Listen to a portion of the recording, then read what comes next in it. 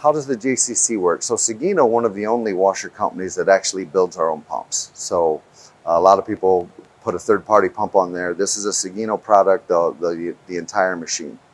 How it works is we have that pump, which is a 30 horsepower pump capable of, in our standard JCC, capable of 7250 PSI, but range down to 1000 PSI. And different applications, we can set those pressures to what we want. We're servo controlling pretty much everything now, including our pump.